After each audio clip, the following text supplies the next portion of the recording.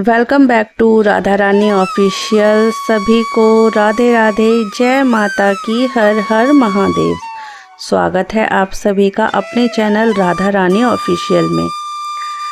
आज की वीडियो में हम पुरुषोत्तम मास का 19वां अध्याय का श्रवण करेंगे।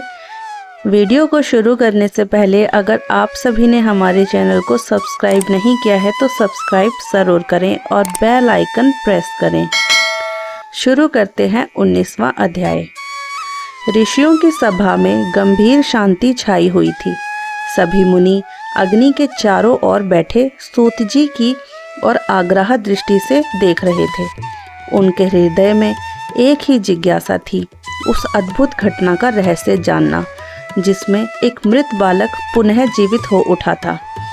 नारद जी ने विनम्रता से कहा, हे प्रभु, उस तपस्वी ब्राह्मण सुदेव को भगवान विष्णु ने क्या उत्तर दिया? कृपया करके विस्तार से बताइए। सूत जी ने मंद मुस्कान के साथ कथा आरंभ की। हे मुनियों, जब सुदेव ब्राह्मण ने अपने हृदय की शंका भगवान के सामने रखी तब भक्त वत्सल भगवान विष्णु अत्यंत प्रसन्न हुए। उनकी वाणी मेघ के समान गंभीर और अमृत के समान मधुर थी। भगवान बोले, हे दिव्यराज, तुम नहीं जानते कि तुमने कितना महान कार्य किया है। यह पुरुषोत्तम मास जो हमें अत्यंत प्रिय है, उसी का प्रभाव है। तुम शोक में डूबे हुए थे, परंतु अनजाने में ही तुमसे इस मास का व्रत और तप हो गया। 1 महीने तक तुमने अन्न नहीं लिया, यह उपवास बन गया। वर्षा के कारण तुमने दिन में 3 बार स्नान किया, यह पवित्र स्नान बन गया। और शोक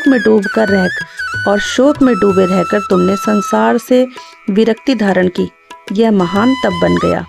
हे ब्राह्मण, इस पुरुषोत्तम मास का प्रभाव इतना महान है कि यदि कोई 1 दिन भी इसका व्रत करे तो उसके अनंत पाप नष्ट हो जाते हैं। देवताओं ने भी इसके महात्म्य को तोलने का प्रयास किया, परंतु सभी साधन इसके सामने हल्के सिद्ध हुए। भगवान के ये वचन सुनकर सुदेव के हृदय में आश्चर्य और श्रद्धा का समुद्र उमड़ पड़ा। उसे समझ आ गया कि जो कुछ हुआ वो केवल भगवान की कृपा और पुरुषोत्तम मास की महिमा से ही संभव हुआ था। इसके बाद भगवान विष्णु गरुण और आरुण होकर बैकुंठ को प्रस्थान कर गए। सुदेव ब्राह्मण और उसकी पत्नी गौतमी अपने पुत्र सुखदेव को पुनः जीवित देखकर अत्यंत आनंदित हुए।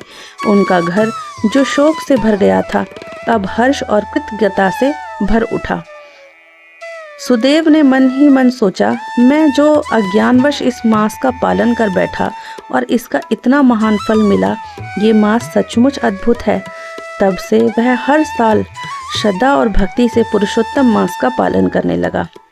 जब तप हवन भगवान की पूजा में उसका मन रम गया, उसने कर्म फल की इच्छा त्याग कर केवल भक्ति मार्ग को अपना लिया। समय बीतता गया। सुदेव और गौतमी ने अपने पुत्र के साथ सुखपूर्वक जीवन व्यतीत किया। अतः हजारों वर्षों तक धर्म पूर्वक जीवन जीने के बाद वे दोनों विष्णु लोक को प्राप्त हुए, जहाँ शोक और दुख का नाम भी नहीं था। वहाँ दिव्य सुखों का अनुभव करने के पश्चात वे पुनः पृथ्वी पर जन्म लेकर राजा दृढ़धनवा और उनकी रानी गुणसुंदरी के नाम रूप से प्रकट हुए।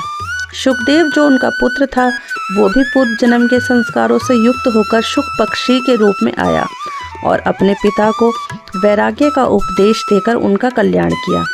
इस प्रकार सूत जी ने कथा समाप्त करते हुए कहा, हे राजन, ये सब तुम्हारे ही पूर्व जन्म की कथा है।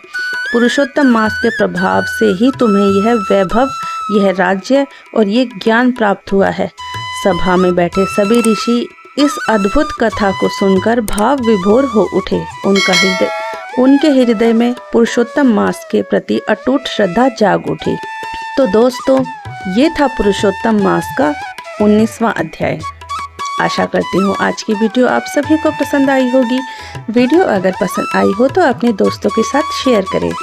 अपने दोस्तों के साथ शेयर करने के साथ साथ हमारे चैनल को सब्सक्राइब करना ना भूलें। मिलते हैं आप सबसे अगली वीडियो में। तब तक के लिए आप सभी को हमारा प्रेम भरा राधे राधे।